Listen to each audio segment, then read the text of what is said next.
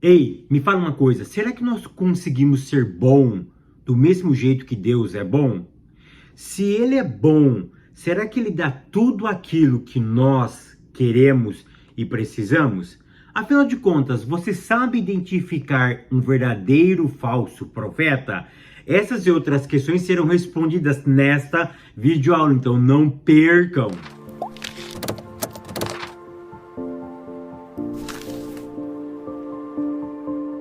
A paz, queridos, que bom estarmos aqui novamente no nosso programa semanal da Escola Bíblica Dominical para darmos sequência na nossa série de estudos bíblicos baseado no Sermão do Monte. Para quem não me conhece, eu sou o pastor Fábio Segantin. Se você é novo aqui no nosso canal, não perca essa oportunidade, porque aqui do lado tem o botãozinho vermelho, clica nele, se inscreva, porque toda semana tem vídeo novo aqui. E se você for um inscrito no YouTube, vai lhe avisar quando eu postar um vídeo no nosso canal aqui. E não esqueça também de curtir esse vídeo, de deixar o seu comentário e de compartilhar com alguém, porque isso é muito importante. Não esqueça de curtir, porque cada vez que você curte, o YouTube mostra para 10, 15, 20, 50, 100 pessoas diferentes. São de número 12, que tem como título A Bondade de Deus em Nos Atender. A leitura bíblica em classe se encontra no Evangelho de Mateus, capítulo 7, do verso 7 até o verso de número 20. Então hoje nós vamos falar um pouquinho sobre a bondade de Deus. Deixa eu te fazer uma primeira pergunta. Será que nós somos bons como Deus é bom? Para eu responder isso, eu preciso entender o que é bondade. Então, olha que interessante. Ponto 1, a bondade de Deus. Então, o que você precisa entender é o seguinte, que hoje nós vamos falar uma das características, um dos atributos de Deus. O que é um atributo? É o que marca o ser. É uma qualidade que identifica, ou várias qualidades que identifica ele sendo aquilo que ele é. Por exemplo, o que define um ser humano?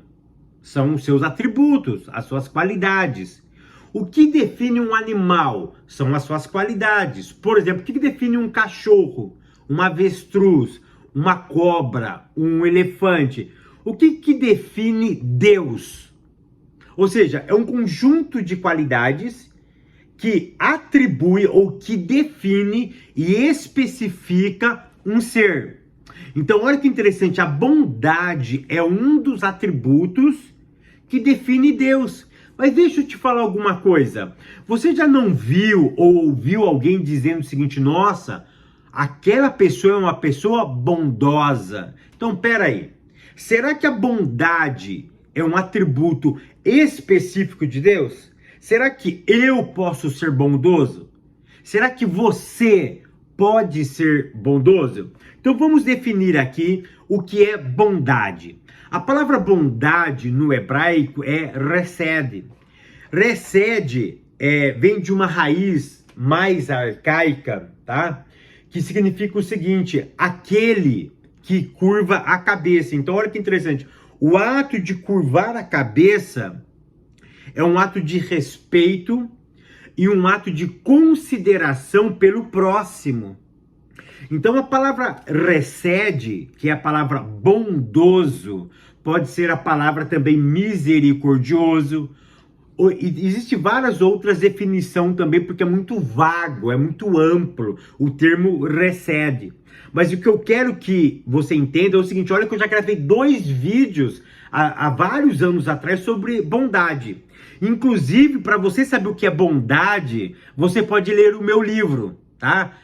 Sobre o fruto do Espírito, que uma das manifestações do fruto do Espírito é a bondade. Se você ainda não tem o meu livro, eu vou deixar o link do e-book aqui embaixo. Clica aqui para que você possa ter acesso a esse material poderoso, tá bom? Voltando aqui. Então, olha que interessante. O que é bondade? É resed. Resed significa aquele que curva a cabeça. Olha que eu nunca disse isso aqui no YouTube. É a primeira vez. É algo que eu estou trazendo de novo aqui. Então, o resed é aquele que você... É aquela pessoa que curva a cabeça. O ato de curvar a cabeça é um resed, tá? Tão verdade é que a palavra resed dá origem à palavra avestruz é a palavra cegonha no hebraico de hoje. E é tão interessante que a cegonha sempre anda com o bico para baixo.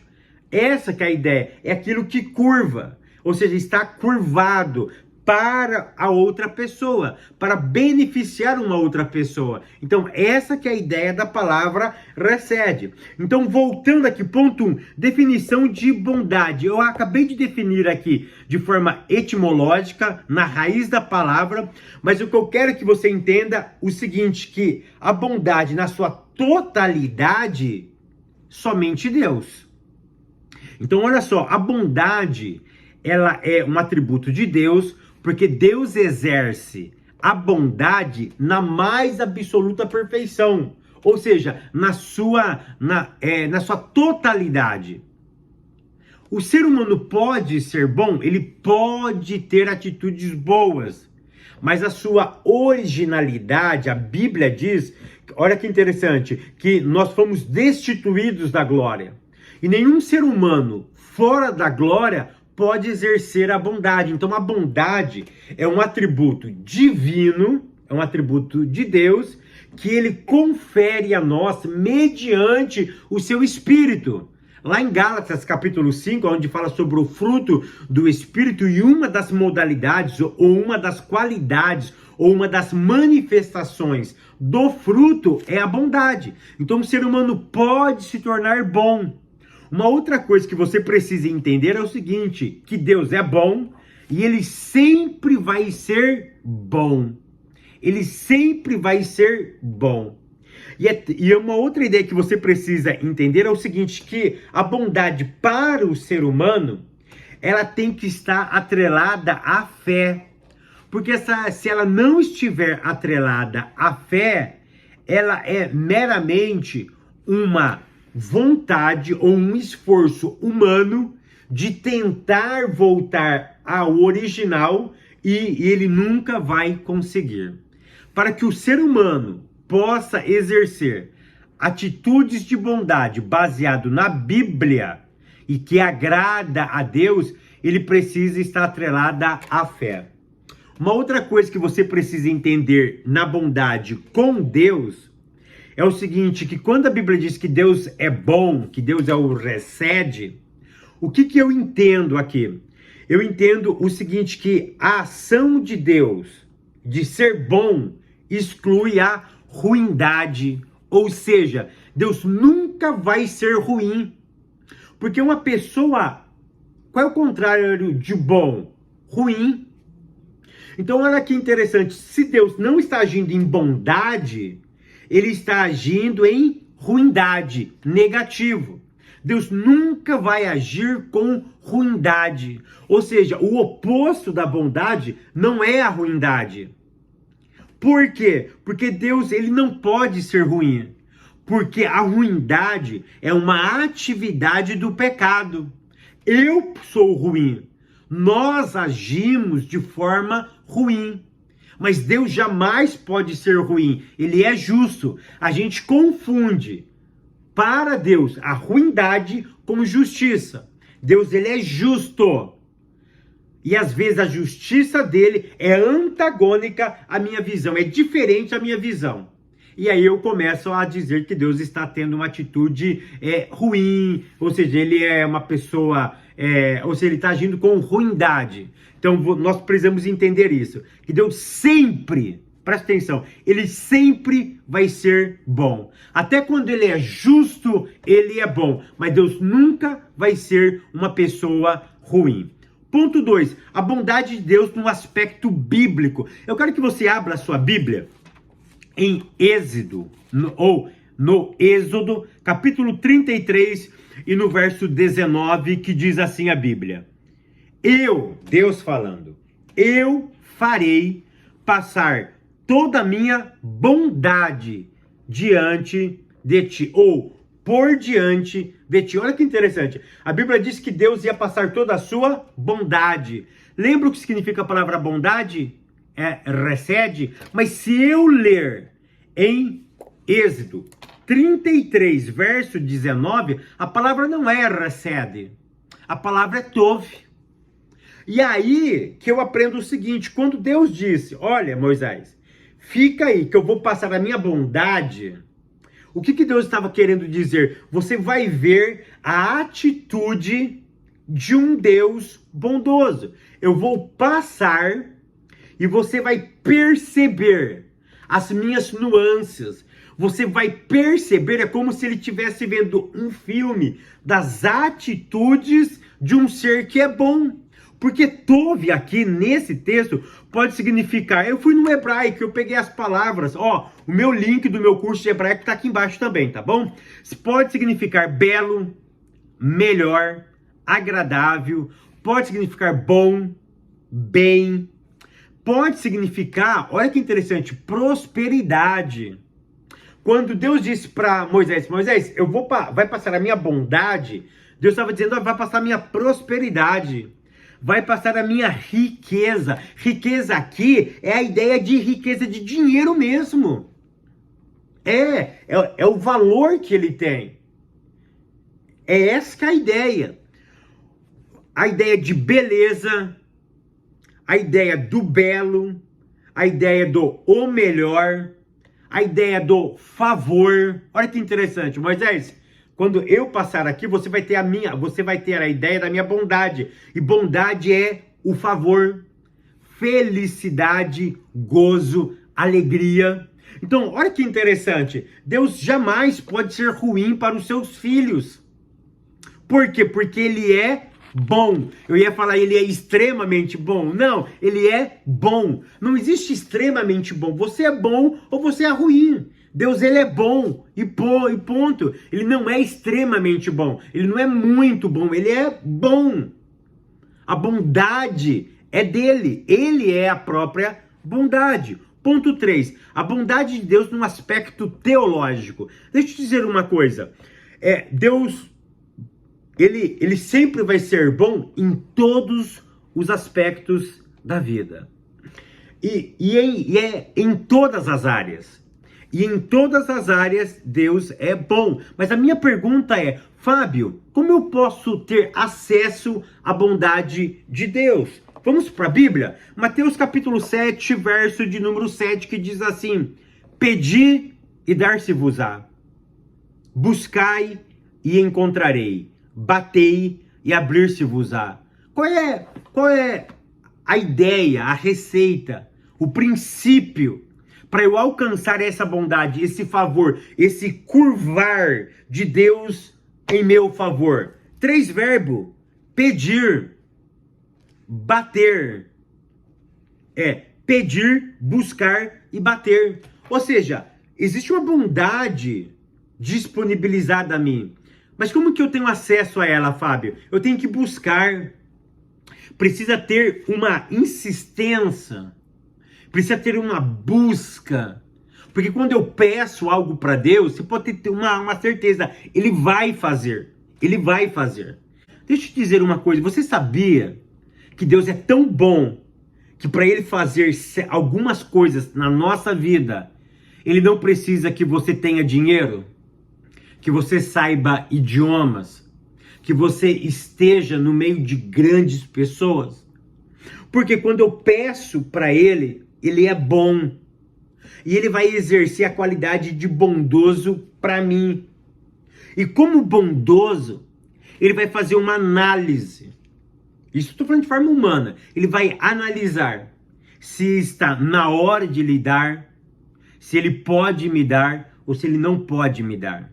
Se Ele for me dar, tem a hora certa de dar. Deixa eu te dizer uma coisa. Olha que interessante. Às vezes a gente pede algo legítimo para Deus, mas está fora do tempo. Olha que interessante. Vocês que são pais. Então olha que interessante isso daí. Você tem um filho. E o seu filho tem 10 anos.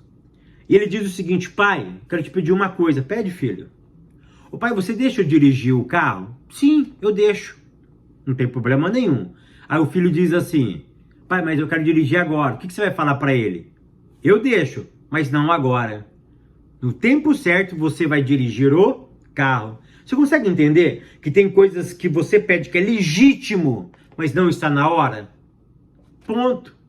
Tem coisas que não é legítimo, então Deus não vai te dar. Ponto. Então como que eu acesso a bondade? Eu peço.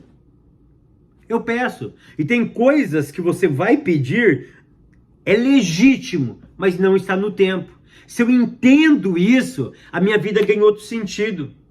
Se eu ganho isso, se eu entendo isso, a minha vida ela vai para um outro patamar. Então, por isso, como eu acesso a bondade? Eu preciso pedir. Porque se eu não peço, eu não é que eu não descubro, eu não provo da bondade do Pai. Uma coisa eu já defini, ele é bom.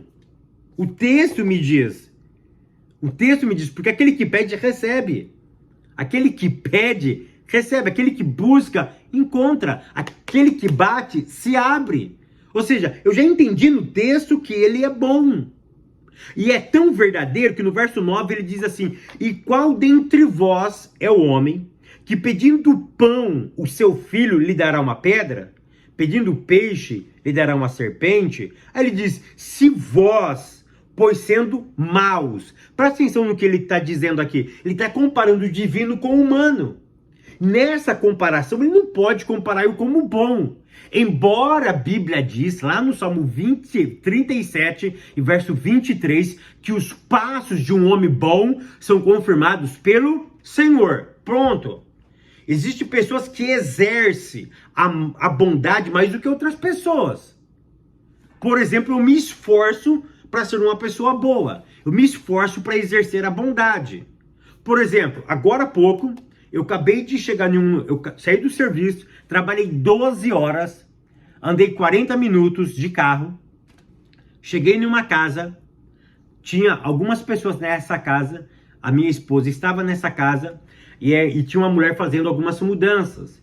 E aí ela precisava de mover algumas coisas. E disseram, eu não vou pedir para ele porque ele acabou de chegar do serviço, ele está muito cansado. E isso é meu. Eu posso chegar a hora que for em casa. Qualquer pessoa que me pedir qualquer coisa, eu faço. Eu posso trabalhar 12 horas. O mês passado eu trabalhei 12 horas. Cheguei em casa, estava chovendo, uma chuva. O meu filho falou, pai, eu preciso ir para tal lugar. E sabe quantas horas era de viagem? 3 horas. Eu peguei o carro, fui, nem tomei banho. Eu fui para o lugar, deixei ele e voltei mais 3 horas de viagem. Cheguei em casa por volta das 2 horas da manhã. E no outro dia eu tive que trabalhar.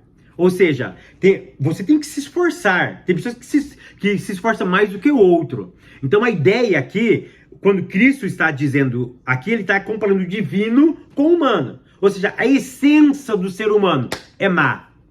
A essência divina é boa. É claro que tem pessoas que são pessoas boas. Fabio, então presta atenção. Então quer dizer que não existe pessoas boas? Não estou dizendo isso. Eu acabei de dar o exemplo da minha própria vida.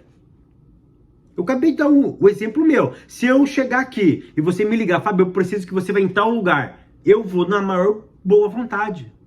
Não tem problema nenhum. Tudo que me pede para fazer dentro da minha casa, eu faço. Pode me chamar de bobo, pode me chamar do que for. É meu isso daí. É meu. É meu. Tá? Se chegar em casa, precisa limpar a casa, a gente limpa. Se precisa fazer isso, vamos. Ou seja, a ideia que Cristo está querendo dizer que é uma comparação do divino com o humano. Tópico 2. Há 2 caminhos para escolher. Ponto 1. A porta e o caminho no aspecto bíblico. Olha que interessante. Cristo está falando sobre bondade, está falando sobre pedir, na verdade. E você pede porque ele é bom. Então como que eu acesso a bondade dele? Ele já é bom. Como que eu acesso a bondade? Pedindo. E se eu peço, ele vai me dar. Ou ele pode não me dar. Ponto. Mas aí ele vai falando. Aí ele chega no verso de número 13. Parece que ele muda a história. Agora ele fala sobre que eu devo entrar por uma porta. Qual é a ideia? Dentro daquilo que nós estamos vendo na perspectiva de bondade. Como bom, ele dá conselhos. Olha o verso de número 13. Entrai pela porta estreita. É tão interessante que ele poderia dizer, olha, entrai pela porta. E a pergunta seria, qual porta? E aí ele especifica ela, olha, entra o bom. Como Deus é bom, ele está aconselhando seus filhos. E aqui ele não pede mais para pedir. Aqui ele dá uma ordem de comando, olha, entra. Entra por um caminho específico. O que eu quero que vocês entendam é o seguinte, que Deus, como bom, ele nos orienta.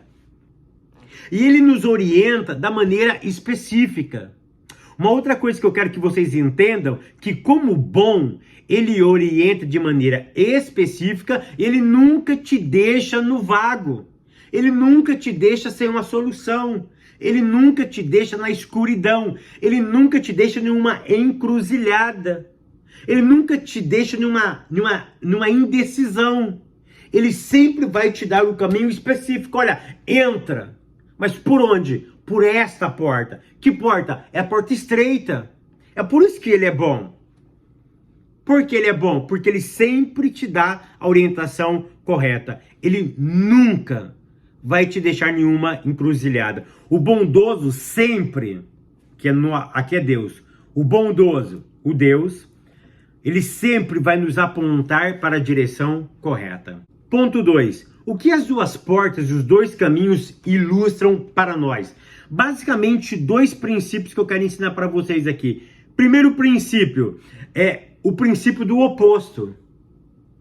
A ideia de dois aqui é a ideia de antagônicos, opostos.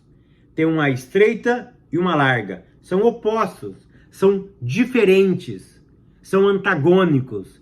Não tem como, não tem nenhuma, algo similar. É diferente, são opostos.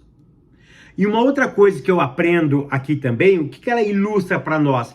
Que ele orienta, mas a decisão de entrar é minha. Ele dá o comando, entra por aqui, mas a decisão é minha. Por quê? Porque como ele é bom, ele apenas orienta, ele não empurra. Simples assim. Deus sempre orienta, ele nunca empurra. Ele conduz, ele não te empurra. Se você não está contente em entrar pela porta estreita, entra pela larga. Mas a orientação foi dada. Por quê? Porque ele é bom. Ponto 3. A escolha entre dois caminhos. Olha que interessante. Ele é bom. Como ele é bom, ele te mostra o caminho. Ele fala qual é a porta que você tem que entrar. A decisão é tua. Depois que você entra, você vai ter acesso a tudo aquilo que tem depois daquela porta. Depois da porta, tem um caminho a ser percorrido. É tão interessante que antes de eu entrar no caminho, ele já mostra para mim o que tem em ambos os caminhos. Então, olha como esse Deus ele é bom. Além de ele falar a porta que você tem que entrar, ele diz para você o que tem depois dessa porta. A decisão é tua. É você que escolhe. Mas isso eu acho fantástico. Como bom. Lembra de Moisés? Eu vou passar toda a minha bondade. Como bom, ele apresenta a experiência antes de você viver. Antes de você ter a própria experiência, ou antes de você vivenciar o bom ou ruim, ele já te mostra a experiência da porta larga e a experiência da porta estreita. De quem é a decisão? É tua, é minha, é nossa. É isso que eu acho fantástico. Ele respeita a minha decisão. Fabio, e se eu escolher a porta larga? Ele vai continuar sendo bom do mesmo jeito. É claro que por ser bom, vai ter a justiça dele. E se eu me arrepender na hora que eu estiver no caminho largo, pode ficar tranquilo. Se você se arrepender, é decisão tua. Ele vai te resgatar de lá. E aí, quando você se arrepende, naquele lugar espaçoso, lugar de pecado, você pode ter certeza, como bom, você é incapaz de sair de lá com suas próprias forças. Ele vai lá e tira você de lá. Ele pega você de lá. A Bíblia diz que ele coloca você nos seus braços e conduz você no caminho que você decidiu agora trilhar. Tópico 3. As mentiras dos falsos profetas. Ponto 1. Cuidado com as falsas aparências. Querido, o maior problema que eu encontro é o seguinte: como eu identifico um falso profeta? Como que eu identifico uma falsa heresia? O que eu tenho observado aqui nos Estados Unidos, e eu vou falar da minha experiência, o que eu tenho ouvido aqui, tá? Com muito temor eu vou dizer isso. Aqui, como no Brasil, tá? Vou falar da minha experiência aqui, agora, que eu estou vivendo aqui. Eu fico assim muito triste de ver que os nossos púlpitos são fracos de Bíblia. E o público nosso aceita tudo aquilo que se fala. E é tão interessante que aqui tem a maioria das igrejas, ou aquelas que eu sempre participo, eles têm costume de bater palma. Na minha igreja, na Assembleia, nós dávamos glória a Deus alto. Quando a palavra é interessante, eu dou glória. Aqui, quando a palavra é interessante, eles batem palma. Eu sempre ouço batendo palma para palavras ridículas, para palavras antibíblicas, para textos horríveis. Eu não estou falando de falso profeta, eu estou falando de interpretações caóticas, de interpretações equivocadas. E aí eu fico pensando, se eles estão batendo palma para uma interpretação equivocada, imagina mais se eles ouvirem uma mensagem de falsos profetas, como eles têm ouvido mensagens de falsos profetas. Porque os falsos profetas não estão fora das igrejas, eles estão dentro das igrejas, eles estão nos nossos púlpitos, eles frequentam as nossas escolas dominicais, eles estão no YouTube, eles estão fazendo canal de EBD, eles estão pregando, eles estão ensinando, eles estão como itinerante, eles estão trabalhando, mas são falsos profetas. Eles abrem igrejas e fazem dessas igrejas o seu santuário, o seu porto seguro. Então, o meu maior questionamento é: qual é o nível de intelectualidade dos nossos cristãos? O que eu tenho observado, eu fiquei 23 anos, 24 anos no Brasil, no Evangelho. E agora são 3 anos e pouco aqui já nos Estados Unidos. Então, eu fico muito preocupado com isso. A ignorância que eu estou vendo aqui, ela é enorme. Ela é extremamente enorme. Então, a gente tem que tomar muito cuidado com isso. Ponto 2. Como detectar os falsos profetas? O nosso autor diz que o falso profeta você deve identificar pelo fruto. Eu tenho medo disso. Por quê? Porque eu tenho que entender o que é fruto aqui. Porque hoje, olha que interessante, hoje nós temos o advento das igrejas. Eu abro uma igreja, eu já falei porque eu não abro igreja. Tem um vídeo meu dizendo porque eu não abro igreja. Por exemplo, eu abri uma igreja. A minha igreja começa com 5 pessoas. De repente ela tem 200 pessoas, 300, 1000 pessoas. Eu começo a avaliar o meu trabalho pelo crescimento da igreja. Está certo ou errado? Errado! Para eu saber se eu estou no caminho, não é um número que me define. Eu fico vendo pastores falando sobre isso. Então, peraí.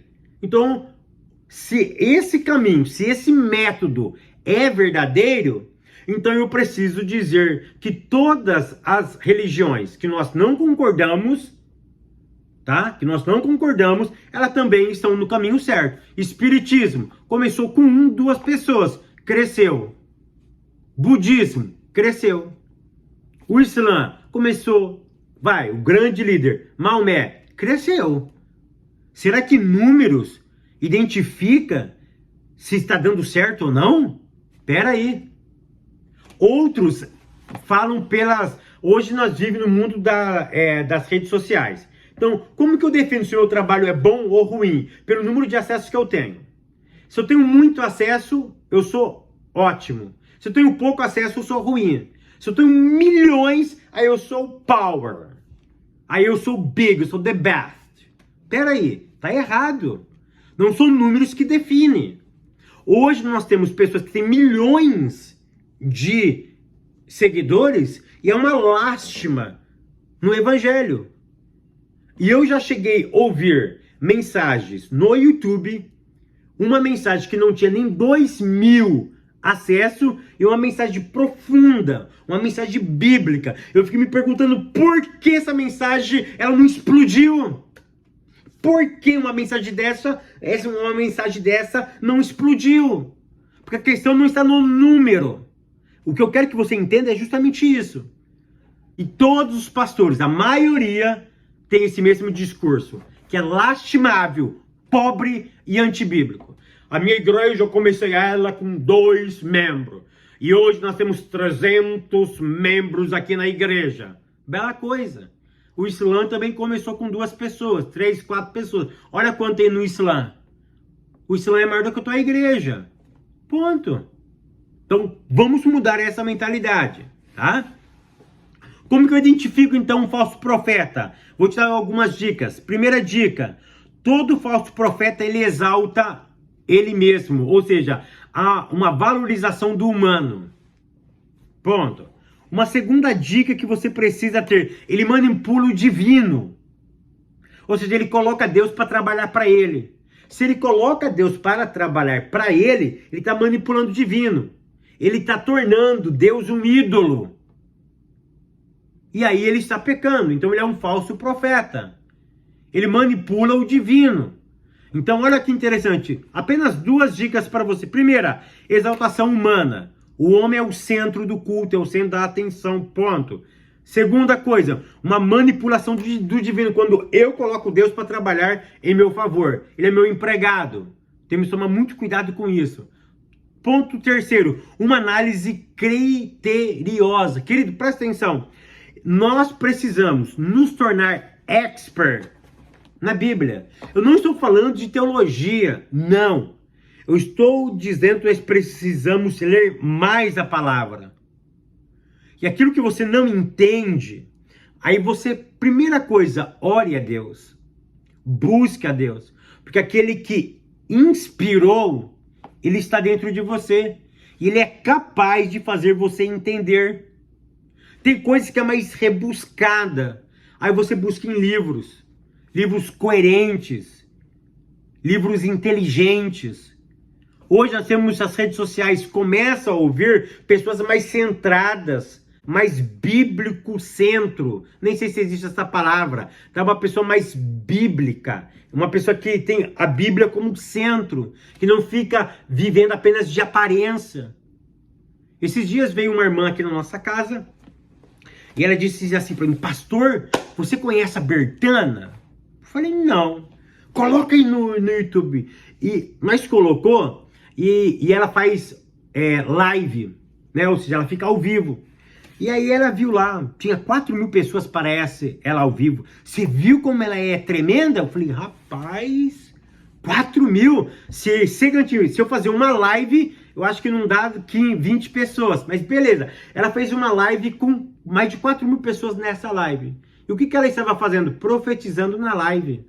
Então, olha que interessante. Ela estava avaliando aquela irmã por 2 critérios. Pela quantidade de pessoas que estavam ao vivo e pelas profecias. E eu disse para aquela irmã, será que as profecias dela está compatível com a Bíblia?